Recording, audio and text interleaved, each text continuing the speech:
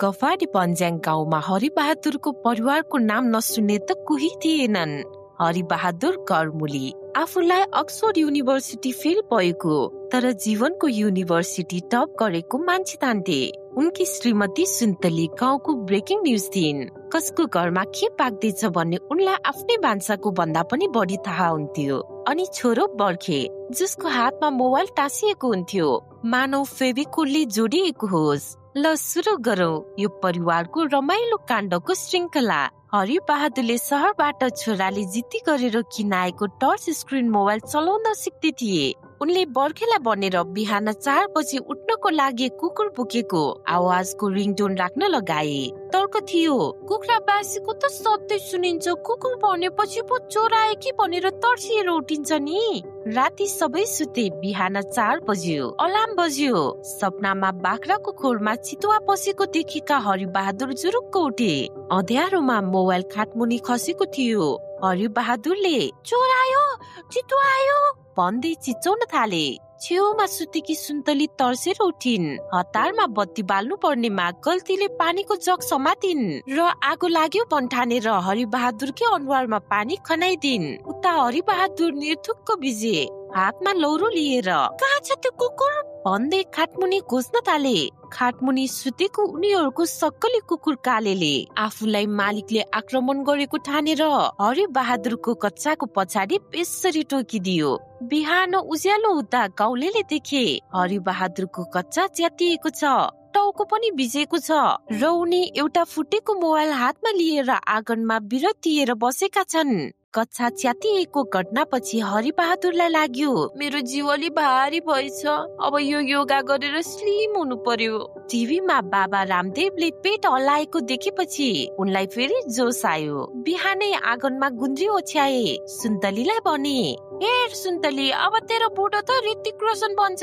हरिबहादुरले सुरुमा लामो सास ताने। सास यति जोडले ताने कि नजिकै रहेको झिङ्गा उनको नाकभित्र पस्यो। आछ्यु आछ्यु गर्दा गर्दै उनको योगको सुरुवात नै खराब भयो।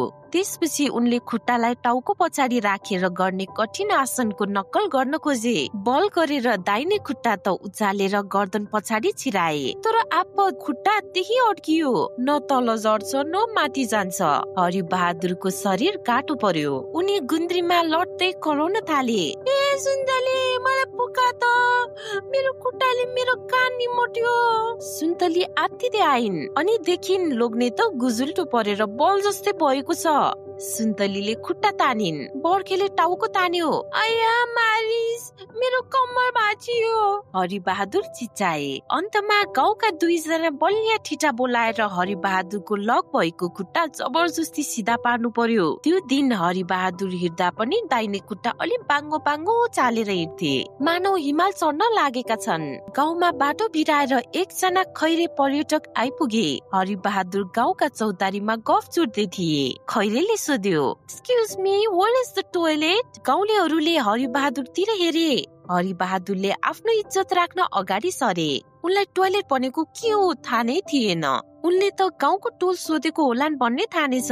हरिबहादुरले छाती फुलाएर भने, yes yes, very good, you go straight, then jump, then big house come. उनले गाउँको मन्दिर देखाउन खोजेका थिए। खैरेले हतारमा थ्याङ्क यू भन्यो र हरिबहादुरले भनेकै दिशातिर दौडियो। बिचरा खैरे हरिबहादुरले भने जस्तै पर्खालबाट जम्प गर्दा सिधै गाउँको सुँगुरको खोरमा पछारियो। खैरे हिलो र गोबरमा लतपतिएर निस्कियो। गाउँलेले हरिबहादुरलाई सोधे, होइन दाई, त्यसलाई कहाँ पठाउनु बा? हरिबहादुरले शानले भने, त्यो अलि फोहोर थियो, मैले नुहाउने ठाउँ देखाइदिएको मात्र त हो नि। बर्खेको लागि केटी हेर्न जाने दिन आयो। हरिबहादुरले 20 वर्ष पुरानो विवाहको सुट निकाले। बुढी बढेर कोट र प्यान्टको बटन लाग्दै लागेन। सुन्तली र बिर्खे मिलेर वीरबहादुरको बुढी थिचे अनि बल्ल तल्ल हुक लगाए। हरिबहादुरको अवस्था यस्तो थियो कि उनले लामो सास फेरि बने प्यान्ट पड्किने निश्चित थियो। केटीको घर पुगे। केटीका बुवा अलिक कडा मिजाजका थिए। सबैजना सोफामा बसे। हरि बहादुरले आफूलाई जेन्टलम्यान देखाउन खुट्टाको माथि खुट्टा राखेर बस्न खोजे। उनले दाहिने खुट्टा उचाले। कोठामा बम पड्के जस्तो आवाज आयो। होइन नि, बम होइन, हरि बहादुरको प्यान्टको पछाडिको सिलाइ फाटेछ। आवाज यति ठुलो थियो कि केटीकी आमाले ग्यास सिलिन्डर पड्कियो कि क्या हो भनेर भान्सातिर दौडिन्। हरि बहादुरको अनुहार रातो भयो। सुन्तलीले कुरा मिलाउन खोजिन्। ए बाहिर चट्याङ पर्यो कि क्या हो? जबकि बाहिर घाम लागिरहेको थियो। त्यतिकैमा चिया आयो। हरि बहादुर तनावमा थिए। तातो चिया सुर्प पिए। जिब्रो पोल्यो। उनले थुकु भने केटीका बुवाको मुखमा पर्ने, निलु भने आन्द्रा जल्ने। उनले मुख भित्रै चिया घुमाउँदा अनौठो आवाज निस्क्यो।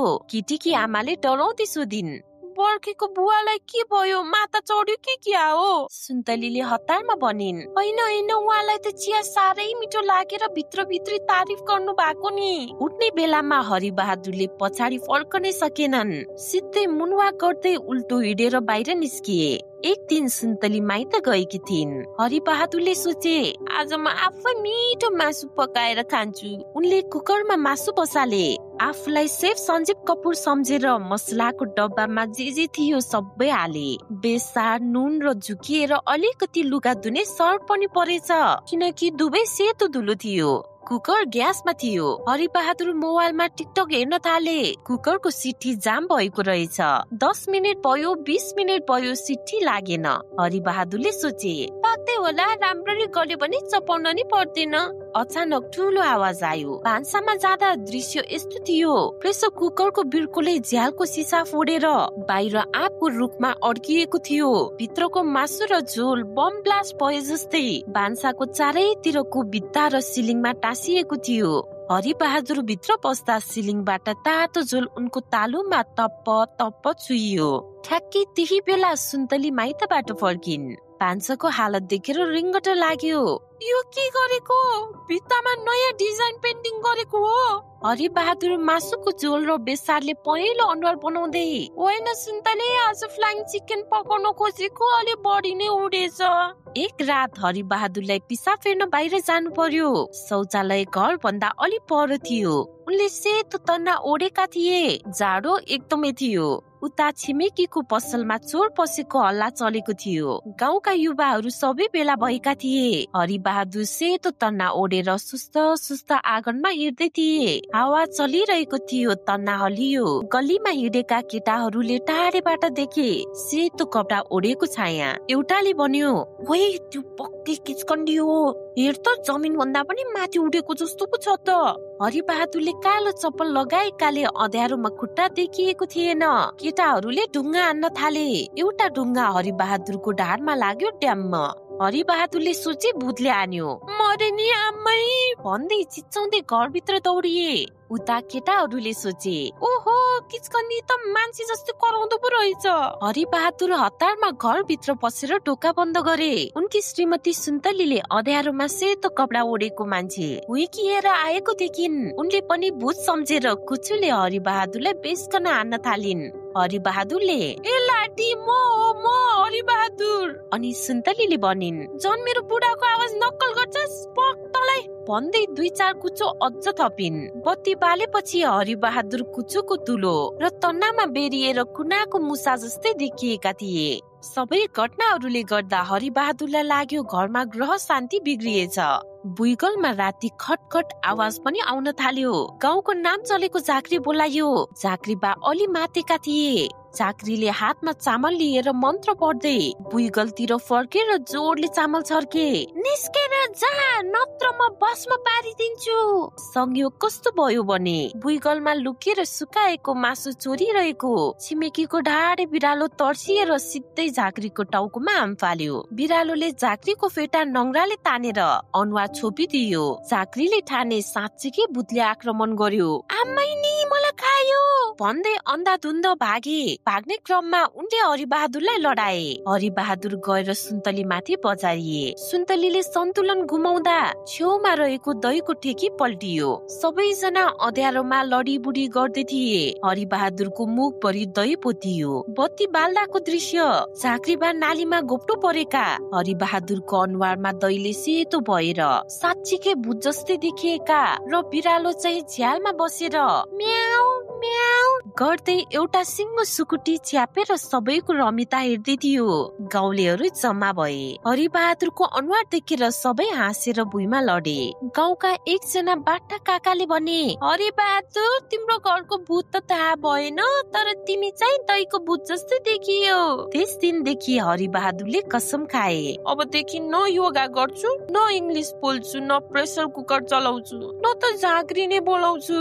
तर बर्खेले सुटुक्क आमालाई भन्यो, आमा बाबा सुध्रिनु भयो भने त मेरो टिकटकको कमेन्ट नै सकिन्छ नि। र यसरी गफाडी भन्ज्याङमा हरिबहादुरको हाईटेक कमेडी र ड्रामा अझै जारी छ।